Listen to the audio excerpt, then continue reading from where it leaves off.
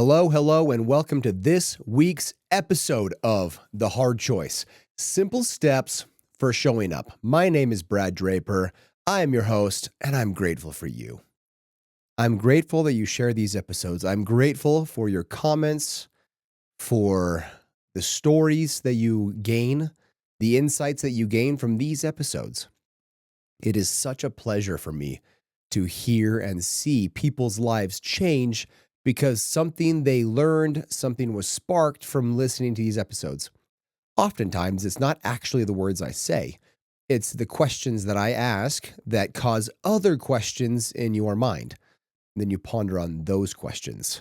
So I'm somewhat of a little catalyst, so to speak, but I'm not actually the one doing things. I want you to remember in your life those people that have influenced you. Remember that you actually did the work.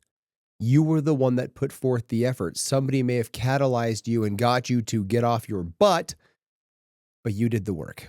So pat yourself on the back because you deserve it. I'm grateful for you, and you're awesome. As we get into this topic, I've had this topic on my mind now for about 2 days.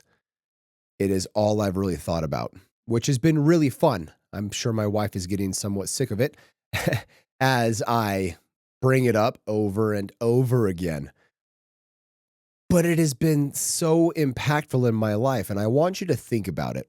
I want you to think about this topic and how it plays in your life and look over your life's history, how it has impacted you, and what has happened to get you to where you're at right now. So, without further ado, let's think about this. I want you to ponder about this statement that is all over historical canon. So, the Bible, the Quran, the Torah, the Book of Mormon, all these different canonical scripture. I want you to think about the topic of moving mountains. It's said in pretty much all religious rhetoric, religious history, and religious script about this idea of moving mountains. And you get here and say today about, is it truth? Did it really happen? Or is it more allegorical? Is it more story based to emphasize moving big trials or overcoming big trials, what have you? All of that is beside the point, at least in this analogy. I want you to think about your concept of God moving mountains in your life, whether it be physical mountains or emotional mountains, mental mountains, spiritual mountains, whatever. Obstacles in your way are moved. And I want you to think about the fact that God operates under physical law. He must still abide by the laws that we have here on earth. We still have law of gravity. Still has to obey that. Has to obey all these things. And there's things that God does that we do not necessarily understand, but the laws must still be in place. So I want you to think about laws and mountains moving. And now put those two together. What happens, or what would happen, if a mountain were to move? So I live here in Utah. I am surrounded pretty much 360 degrees where I live in mountains. If one of these mountains were to move up, down, left, right, whatever, what would take place? I live in Salt Lake Valley, Salt Lake County. There's somewhere north of 1 million people in this county. What would happen to the homes? What would happen to the people? We live on one of the largest fault lines in the world. And it has been said that when that fault line hits, it will be the most destruction any natural disaster has ever caused on modern Earth. And that's just a mountain shifting, a fault line shifting. Might move it 1,000 feet or so. The last time it happened, there's multiple 2,000-foot cliffs from that back in the days of Lake Bonneville. We're talking an entire mountain moving. A lot of destruction would happen. A lot of chaos, a lot of calamity would ensue because of that tumultuous event. A lot of lives would be lost. A lot of things would take place that are not necessarily considered resourceful. It would be very chaotic. Now, apply that into your life. We often pray and I'm sure you have at some point, prayed for the mountain in your life to move, for a miracle to occur. But for a mountain to move, what chaos had to take place? What calamity had to take place for that mountain to move? Because God's not just going to flatten it, call it good. It's not going to be a smooth transition because he operates by law. There will be a lot of trial. There will be a lot of difficulty in the environment around that mountain to move it. So much in your life, and I'm the same way. We pray for these mountains to move, and then all this chaos happens. We said, God, I thought I prayed for the mountain to move, not for all this stuff to take place. Failing to realize that stuff taking place is moving the mountain. That is the path through the other side. I want you to ponder that topic. And then topic number 2, very similar instance. I have spoken about Indiana Jones and the Temple of Doom. Is Temple of Doom or Last Crusade? It's Last Crusade. When you have the abyss, the faith step. And with this step, Indiana Jones, to remind you if you've never seen it or to recall your memory, he gets down on his hands and knees. He's trying to see if there's a glass walkway there or an invisible walkway. He throws sand and the sand floats. He realizes there's an invisible walkway and he must still take the faith step or the leap of faith. And he steps and he falls in this walkway. He walks across and he's okay. But in our life, reality is it actually is an abyss. There is no walkway there. Throw all the sand you want on it. But you must take the step anyway into the abyss. And when you step, you land on the platform as your foot applies to it. It might even be a little lower than your current level. But arguably the hardest step, much harder than the first, is the second step. That first step, you got your gumption up, you held your breath, you walked, you landed. The second step, because the first one could be an anomaly, can God really do that miracle again? Can he do this in my life once again? You must act in faith again and step again. Can God really do this? Was that real or was that just an anomaly? You take the second step. You land again. Now your anomaly became a pattern. And then you go to take a third step, arguably a little bit easier than the first two, but still requires faith. That one's much easier, and that one turns into a trend. And now you can sprint, because now you went from faith knowledge to knowledge.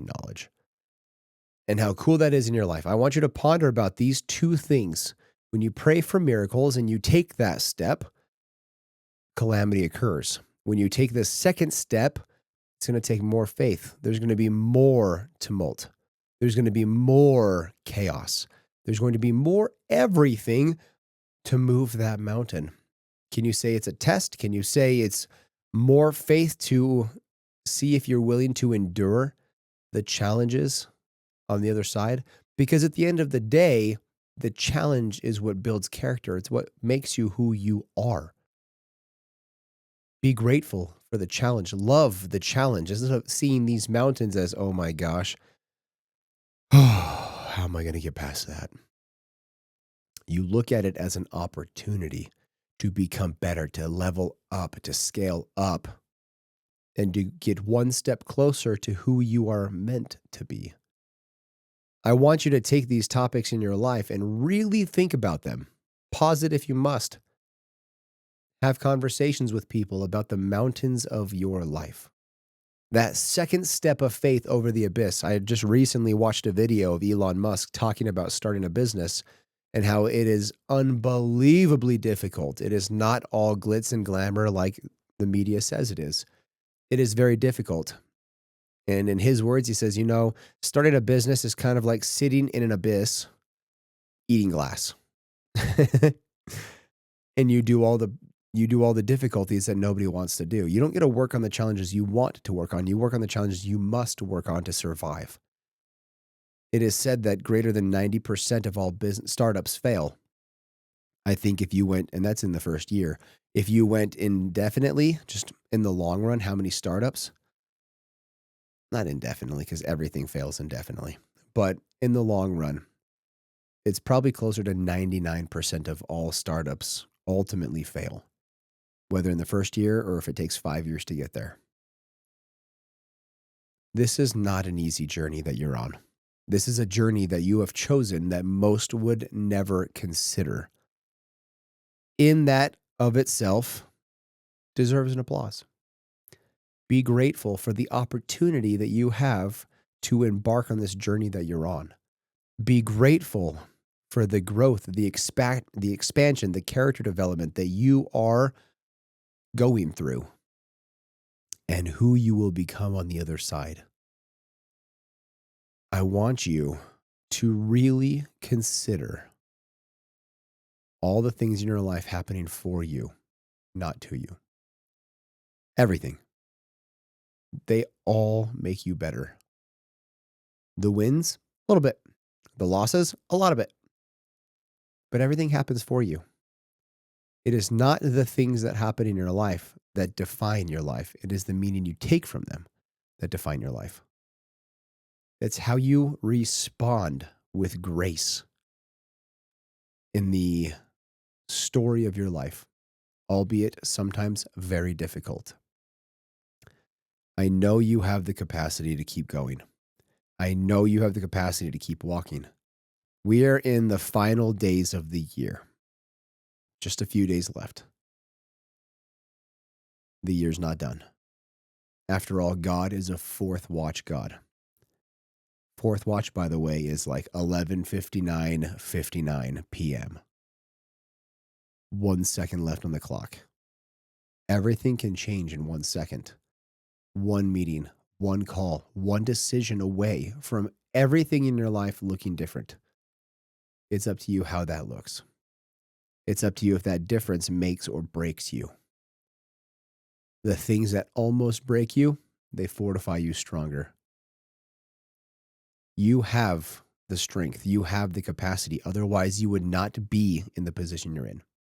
I am a true believer in the fact that you will never be challenged above that which you are capable.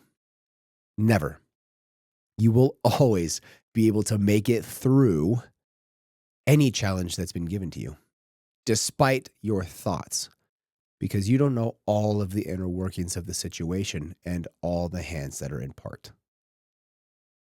You are enough. I love you. I'm grateful for you. If you feel like you're alone, know that you're not alone. You've got me. Reach out to me. I say it every episode. Mr. Brad Draper on all social medias. Reach out. Let's have a conversation. I would love to help wherever I can. You have friends and family around you that love you and care about you. They're there for you. Utilize that resource. It is available with open arms. Leave me a review. Leave me a message. Leave me a comment. Share this episode with your friends and your family. After all, it is the only way that it grows. I'm grateful for you, and I need you to be grateful for you. Until next week, like this thing, subscribe to it, download it for future listenings. I love you guys. Bye.